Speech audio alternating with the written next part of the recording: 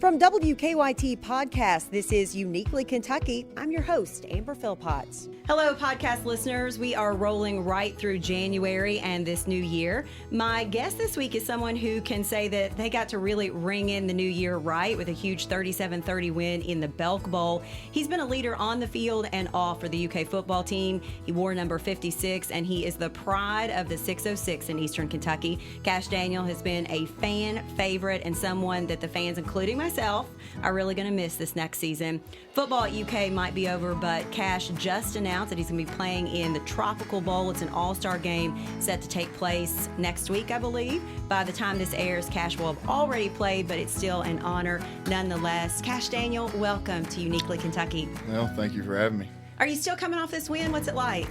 The win itself was great, but I'm a guy that that looks forward to things and not dwell or live in the present. It was nice, and we worked our tails off to get there, and it was more of the journey rather than the win. But the win was really just the icing on the cake. But now I'm like you said, getting ready to play in this game this weekend. So I've had to get focused on that, getting focused on getting my body back in shape, getting it back healthy, and started training with Coach Ed and Coach Hill on Monday, to get preparing for hopefully the NFL Combine and my pro day coming up here in the spring. We should tell folks that when he walked in, he has the biggest jug of water that I've ever seen, which I'm sure is part of the regiment right now, right? Yeah, it's you got to stay hydrated. You got to stay hydrated. That's why I keep track of it. Talk to me about getting the chance to play in this upcoming game, because this is a real chance for folks to get a little extra eyes on you looking ahead to the Combine, as you said, and Pro Day. I'm very fortunate, to be playing this game. I think it was 2 or 3 years ago they first started this game. A lot of people know that the Reese Senior Bowl and the NFLPA Bowl is the two biggest bowls you can go to. But I'm very thankful, to be playing in this game to where I have one more chance, to show off my talents in front of these scouts and make a name for myself, in their eyes. So I'm very fortunate for it. I want to go back to the Belk Bowl. Watching you on the field in our footage and literally seeing the emotion on your face after that win, it was like the highest of highs, it seemed like, and the lowest of lows, because I saw the emotion in your face of this is it. This is really the last time I'm going to take off this uniform for the blue and white. Yeah, it was an emotional roller coaster, if you can put it that way, but it's just all the memories that I've had here and all the great times that I've had and even the bad times, that made me stronger as a person and as an athlete, and all the hard work we put into it and the bond that I've built with my brothers and my teammates and my coaches. It all just rushed in at once saying, man, that's over with. It's the last time, like you said, I'll be taking this blue and white off. But, for me, it was just such an amount of pride that I had that, that I'm from here, I'm from the state of Kentucky, and I try to represent it as best as I can and as well as I could, and just to show, no matter where you come from, in Kentucky or any small town, across the nation, that if you have a dream and if you work for it, anything's possible. So that was all my emotions from, just thinking back on all the work I had to do just to even get an offer, not even from Kentucky, just to get a scholarship offer from even a smaller grade school. The games that I played in high school, the camps that I went to in high school, just the traveling, the sacrifices my dad made for me and my whole family, and it was one thing too that I really wish my granddad was there to see it. So that was another reason too.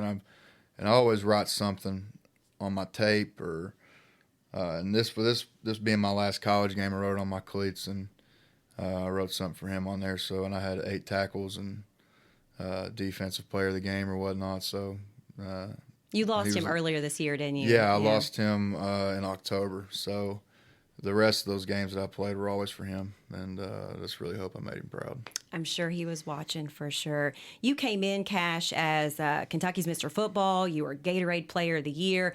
Over your time at UK, what have you learned about yourself, sort of through the football process and school and just representing UK? These 4 years, I tell this to people all the time, that these 4 years not only developed me as an athlete on this elite level, but I became my own man. I became my own person, learning how to deal with situations on my own, learning how to, live alone and be self-sufficient of myself. And I've always been a self-sufficient person. I've never had to really be dependent on anybody, but just knowing that, you're there by yourself. You can call up mom and dad if you want to, but, more than likely they're going to tell you to figure it out. And that's what my dad always tells me. So, and being here and being with the guys that I was surrounded by really shaped me culturally. I got to meet so many guys from so many different corners of the world that come from so many different backgrounds. And, to see the good, the bad, and the ugly of every situation, and learning more, about my teammates, not just, what number they are, or what position they play, and who their favorite rapper is, or whoever their favorite country singer is, or something like that. Just, know the actual person, know their mom's name, know their sister's name, what high school they came from, what's their middle name. Maybe they may not like to say. I know some of my teammates don't really like to disclose that, but and it's just the overall, bond that I've built with so many people over these years, not just my teammates and coaches, but my professors and, other classmates that aren't football players, all of my administrators, Mitch Barnhart, President Capilouto, anybody that, that's came across my path, was in these 4 years, I've tried to make an emphasis to create a relationship with them. That's huge, Cash, because that goes a long way later on in life, Absolutely. Recognizing that now. This season ended up, tremendous. What a way to go out, certainly just the way the season ended and with the bowl game. But you have said that you wish personally it would have gone a little bit better for yourself. Yeah. What do you mean by that? There was just, a lot of things where I was in a dark place. Probably more than half of this year, just because of everything, just like a domino effect of one thing coming right after the other. It could never seem like I could catch a break. And, I even questioned at times if I even wanted to do this anymore. I even questioned at times if, this is it. In my head, and, I was saying, maybe this is it. Maybe this is, God saying, this is your time. Hang it up with, 2 concussions in 3 weeks and dealing with personal stuff and family, stuff and things like that. It was just like a whirlwind of negativity and whirlwind of, stuff that just brought me down. And it took away that strategic focus that I had at times. And it affected I went back through it the other day, and I was looking at my notebook from my junior season, and I was looking to my notebook through my senior season, and just the attention to detail and how many notes I was taking. It was just black and white difference. And I've always considered myself to be a mentally tough person, but when you have a lot of things go, not your way, it can mess with you, especially with dealing with, 2 brain injuries in such a short amount of time. And, it affected me. And I would have, if I could go back and this person now could talk to that person, me say, hey, man, I know, stuff's rough right now, but, you have an opportunity that you've worked your tail off for your entire life.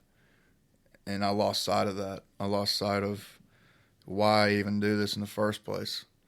Can I say, Cash, that I think that's huge of you to say, because I think that there are so many fans that love to just jump on the negative. They love to jump on when you guys Negative's cool.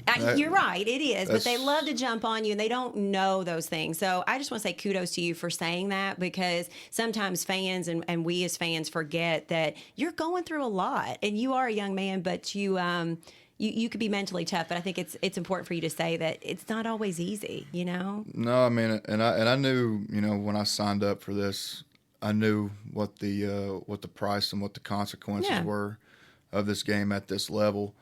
And I never prided myself on being a great player. I never once told anybody that I'm a good player at all.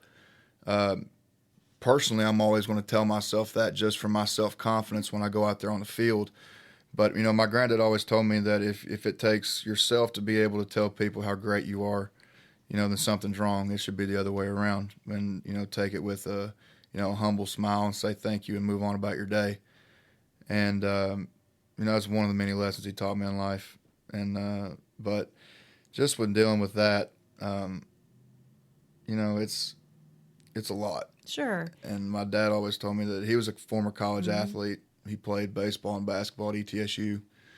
And he told me it's the hardest thing you're ever going to do in your young life to this point. But if you can survive it and if you can, thrive in it, you can take on anything in the world. And just with being a student athlete, with dealing with school and then dealing with football and lifting, training table, getting extra treatment, extra film, extra this and that, and then add on personal stuff too. It's a lot to take in, and if you can persevere through that, then my dad was right. You can take on anything. But now I've refound my my mojo, if you could say. I've found my happiness again, and it almost seems like I'm at peace, with things, and going about my day with a clear head, and waking up and thanking God every day for just waking me up, and just because it could be a hell of a lot worse. That's what I always tell myself. Just think it could be a hell of a lot worse. So, that's how I've been dealing with that. Good deal. Is that where sort of working through all this stuff and coming to the end of the season and quote unquote now what people are calling it the apology, if you will, for what happened earlier in the season with the Florida player? Yeah. So, I just took that opportunity to use a national audience to use my apology and to say that I was truly sorry. You see a lot of athletes on today just, say something on Twitter, or something small like that. But I wanted to, just show the whole nation and the whole world, that whoever might have been watching, that I was sorry. And I didn't get to explain all of it, but I reached out to Mitch Barnhart, and I had him do me a favor and get a hold of Scott Strickland down there at Florida, who has Paintsville ties, by the way, and to find me Kyle's number. And so we did, and so my plan was to call him right off the bat, but I didn't want him to, just call it and say there's a number from Kentucky, click, probably some stupid fan or something.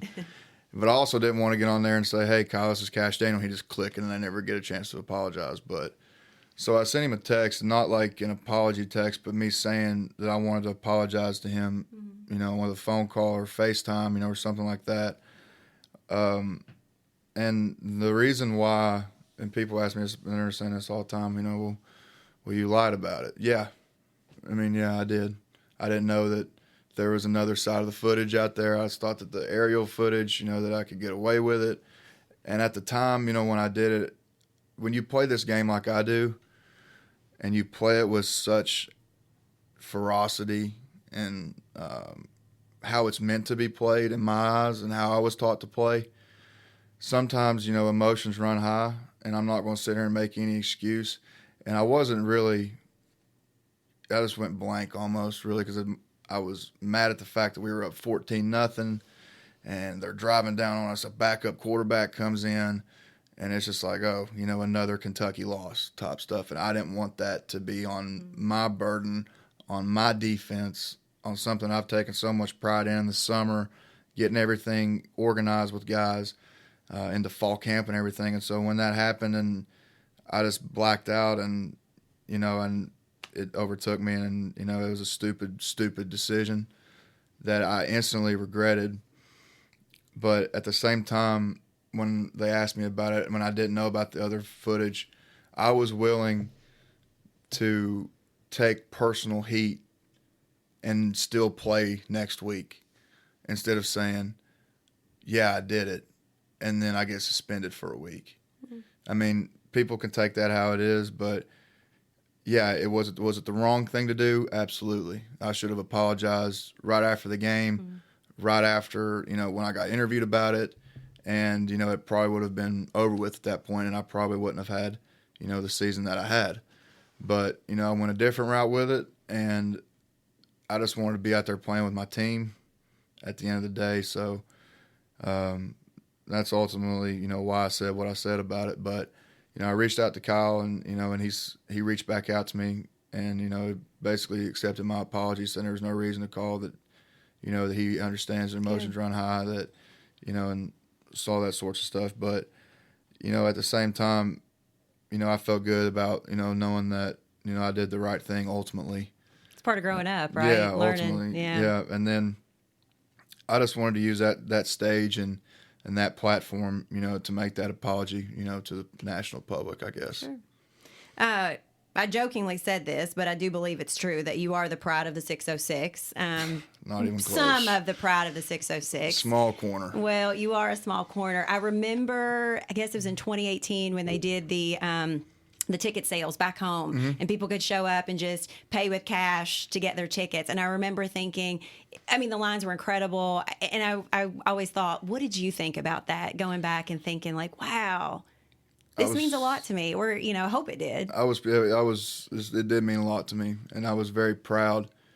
It's another reason why I'm proud of where I come from, and just to see people literally in lines at their Walmarts, or wherever they were selling them. And ended up selling, I can't remember how many it was. It was a couple. It was a bunch. I know a couple that. thousand. Yeah. I know.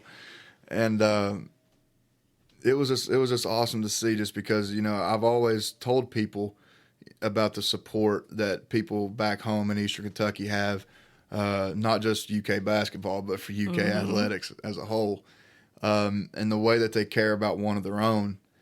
And to see how many people showed up and bought those tickets, to actually now for people to see, instead of hearing me talk about it, of how prideful people from Eastern Kentucky are about UK athletics, they get to actually see it and see the lines and see, people taking off work, coming to see this, kids coming out there, throwing footballs around, as their parents are waiting in line and things like that, and creating memories, for those people, because that's a big deal for some people. It's a lot, absolutely. It's a lot, for people to be able to afford to drive 2 hours up the Mountain Parkway, and and spend some, $50 to $100 some dollars, even more, on a ticket, to come and watch a game and things like that. So, and then travel back, and then food, and then stuff like that. So I completely understand how hard it is for people. So when the athletic department came to me about the idea, I immediately hopped on it and said absolutely, just because I know the struggles back home,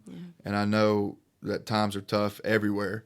And if there's anything that I could do while I was at UK to help people get there, then by all means. And, we took full advantage of it. So that was really a really proud moment for me of, to know that people back home love and care about me, and also UK athletics as a whole. I remember before the season started, we were tailgating, and there was a couple buses from Eastern Kentucky, different counties, and I thought, Lord, they're bussing people in for cash. They're just coming in by the busload for you, and it was good to see. Talk to me about leadership, because you do have a strong presence about you. Where did your sense of leadership come from? Did you learn that from somebody? Was it ingrained in you? It's a crock pot, of things. Mainly, once again, my grandfather. You could literally make a movie about my granddad, man. He didn't have a high school education, and just his story itself was really taught me about leadership. And then once I saw him work with his coworkers when he was our county judge back in Johnson County, and how respected he was, from higher up positions such as, senators, House speakers, governors, things like that. He didn't have a high school education, and he went to work at one of the lowest positions at Kentucky West Virginia Gas.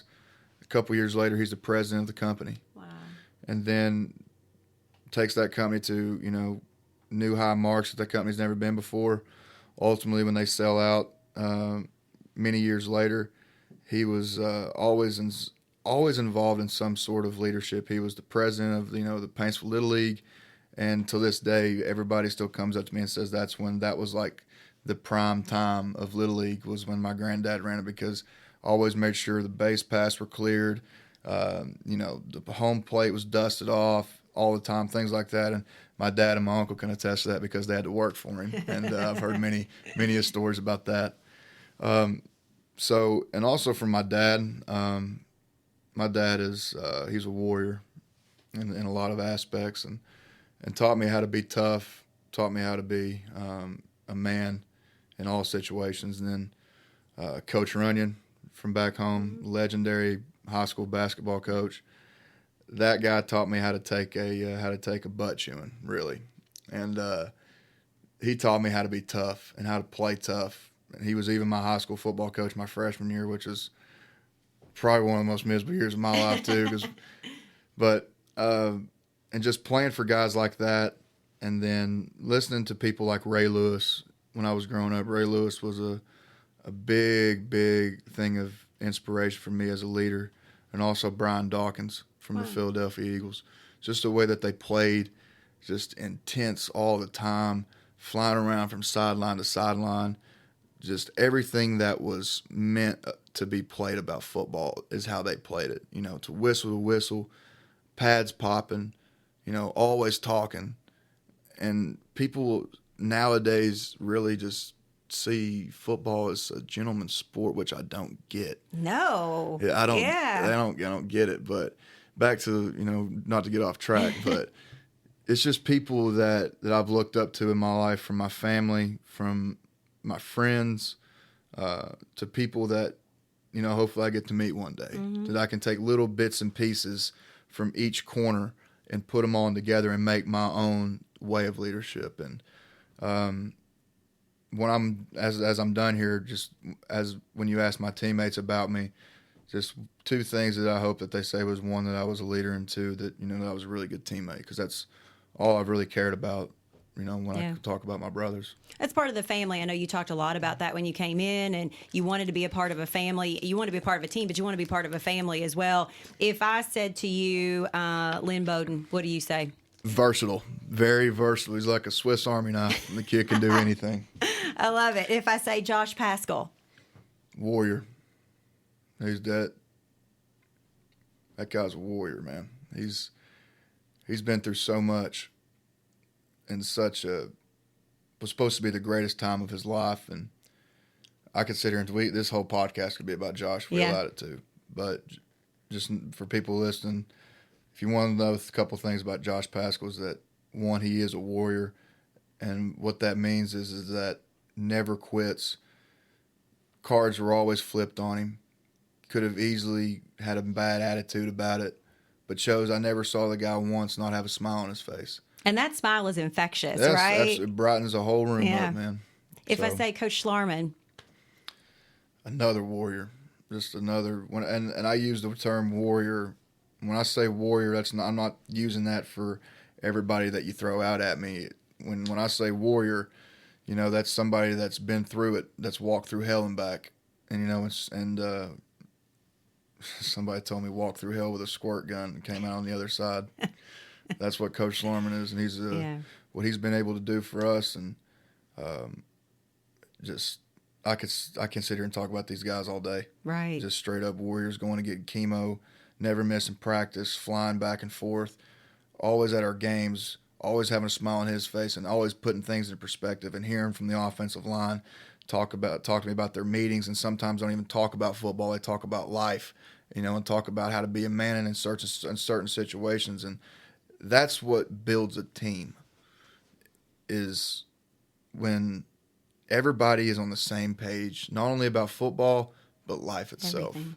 Sure. So those guys are definitely, warriors, in my book. Who's over your time playing, would you say, has become your ride or die in terms of friendship with guys? There's a lot of them, man, and I really don't like to, pick out a couple. That's probably fair. I shouldn't ask you to pick out. Because I would ride or die, for all my brothers. Yeah. And, it's just it's an infectious bond that unless you're a part of it, you might have the idea of it. You hear people talk about it all the time, and when people talk about it, certain people, when they talk, you could sort of feel it, but at the same time, you have to literally experience it to be able to fully understand what that bond means, and what the term literally ride or die means. Mm-hmm. Is when you're in there at 5 a.m., when you could easily be asleep, and you're in there with your brothers sweating, throwing up. Coach Ed keeps blowing whistles. It's 110 degrees in that indoor. we're going from station to station, no breaks. You see guys falling down. You see guys throwing up everywhere. You see guys crying. It's hell almost. And I will say this: since my freshman year, Coach Ed he's lightened up a little bit on that, just because of how scientific our strength and conditioning program is. And then going from that to the weight room, to always having to push your brother to get bigger, faster, stronger, and just going there with a purpose. And then obviously to the practice field, where, you're hitting your own brother and you don't want to do it, but you have to, and you make each other better. And sometimes, brothers fight, but at the end of the day, we hug it out, and that's how it is. But it's just the butt chewings you go through with the guys, the traveling, the hotels, the planes, just the stories that you could tell, the going out after a game, the not going out after the game in my aspect, because I don't go out, but yeah. You could write a book, right? Yeah, I could literally sit here and write a book about all the great times and what it means to literally have a bond with, your teammate on a football field. If football, I know you're going to make it, but if you didn't, let's say, am I going to see you one day turn up in the WWE? You might. That's always a possibility, because you never want to keep any doors closed. And what about a professional bass fisher? Now that right there, fisherman. Fisherman, sorry. Yes. Go. Thank you for the correction. I've had to correct a lot of people No, I on need it. I don't know anything about it. So. It's all good. But I'm actually going to, I'll be at Raw this Monday coming up.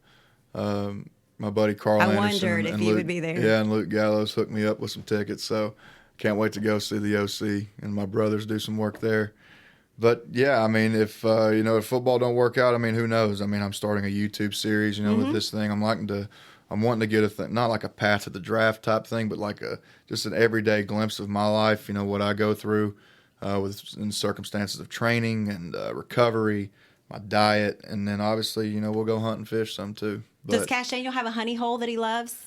Yeah, I do, but I can't tell him? I can't tell anybody. I figured. I can't tell anybody. I did see that you talked about the YouTube channel. When do you hope to have that up and going? Because I think people I have 2 videos right now. I have one with just me out fishing at a pond, and then one with more of like a behind-the-scenes perspective with when Tim Tebow and SEC Nation came out, and I went out and did a feature with them. And you schooled him at fishing, yeah, pretty much? Yeah, basically. Well, none of us really caught anything. It was literally all out there for the feature. I was thinking we were going to actually go out there and fish. No. But no. Not in TV terms, no. Just for the effect. Yeah. Gosh, in all seriousness, what would you like to do? Like, what would be your ultimate, now that you've played, you've got your college education, you do have the NFL on the horizon, what would you love to do? One, I like to host a podcast. I think awesome. That'd be pretty cool.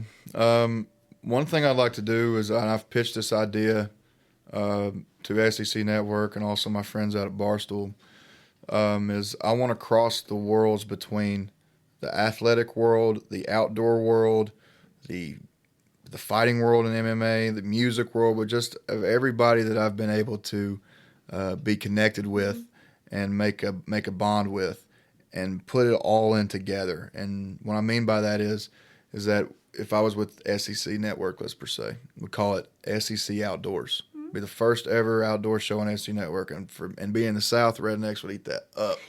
I know I would. But is where I would go, or me and Marty Smith, or whoever would go. Oh, you'd be perfect with Marty.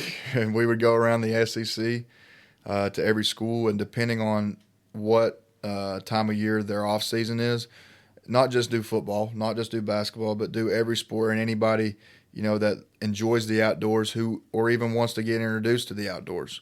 Because I believe that no matter who you are as a player, you could be the biggest name player in the world, and the guy could have the ego the size of this room. When you get somebody out on the water, you're getting somebody out in a blind, and you're out there in the woods, and you're out there just by yourself, and there's no hoopla, there's no Twitter, there's no this, there's no that. You literally become yourself, and that allows people back home that are watching that to see the real side of the athlete, and not what just they see on the field or on the court or just the jersey that they have on their back. They get to see the actual person, enjoy something that I have taken as a way of peace for me. It's a way of almost like survival, because if times come tough, I know what to do. And I love to cook, wild game, deer and elk, and all types of venison, are really, really one of the healthiest proteins you could eat. So, and I'm not just a hunter just to hunt. What I hunt, I kill, or what I kill, I eat. Yeah. So, and just to be able to introduce people to that, could really help out a lot of people, that may be going through something, or when they have tough days, that they don't need to go to a doctor. They don't need to go get more pills. They don't need to do this, or, grab a bottle of booze, or things like that. They can just take an hour and a half, 2 hours, and go out and fish in a creek, fish a pond, fish a lake, hunt with your buddies, hunt by yourself, take a hike up on a mountain, do something, that you're proactive. Because I was listening to Joe Rogan talk, listen to him a lot, and the brain is meant to stay active and stay working. Yep. And then when you sit down and you're not doing nothing, oh, hello depression, hello this, it all comes back, and you get all those negative thoughts, and it ultimately becomes, it has time to wander. Yeah, and if you think too much, that's why people say all the time, like, I can't sleep at night because I think too much. Well, imagine if you were doing that all day, every day, sitting on your couch, not doing anything. And that gives people a way of, relief, in life. So that's one thing that I would like to do, is just to be able to cross those worlds, and not just with the SEC Outdoors, but just in my personal YouTube channel. Like, I was supposed to work out with Chris Cale, from Five Finger Death Punch, and I'm a big heavy metal fan. I'm a big music fan and stuff. I mean, you can see I got my Leonard Skinner Freebird t-shirt on. But, and just, it wouldn't be like a sit-down Q&A thing, and just me and him, in there, grinding it out, and then in between sets or something, just saying, so how did you get into heavy metal? What was your this and that? And just, it's another way for people to see the other side of a lot of people, and then can take anybody hunting, or they could come work out with me, or, we could cook something up in the kitchen, because I like to cook, or do anything like that. So it's just a way for me to use. I mean, I got all these I got all these Instagram and Twitter followers, and I got that. You should utilize them. That's what I'm saying. I might as well just use it. Just Kash Daniel TV. Yeah, but not a way where I'm glorifying myself, because I've never been about that. I've never been about glorifying myself, or saying I'm more than I am. But it's just a way that I'm using this platform to get out to people, to see other sides of humans. That they don't see a lot of times. I think it's great. Last thing to you, if you could say anything to those fans that have just supported you year in and year out, what do you say to them? I just thank you. From the bottom of my heart, for real. I've not been perfect. And I know that, times have been tough sometimes, to be even able to root for me. But I really do appreciate the love. From when I was getting recruited, that was one of the big decisions, one of the big aspects to make this decision to come here, was the fan love that I got. And just knowing that the Kentucky people really do take care of their own. And so I can never thank the fans enough. From no matter what time of day it is, where I'm at, you're always free, to come up and talk to me. I'm not one of those people that's going to shy you away or anything like that. I'm a human being too. I'm a person. Mm-hmm. I just have a jersey and a platform. That's a first. The phone ringing. That's not one of us, right? Yeah, that's not me or Kash. Kash, I appreciate you. And it's one of the reasons why, kind of what you were just talking about, what you want to do. I love being able to get an insight. Normally from you, we get sound bites here and there. Yeah. So it's nice to sit down and just hear from you. And I appreciate it. I know a lot of people are going to just appreciate just listening to you and just taking the guy away from football and just figuring out who Kash Daniel is. So I appreciate you giving me the opportunity. It's been a pleasure. Good luck as you go towards the NFL, and we'll be everybody back home will be cheering for you. Thanks, man. Thank you.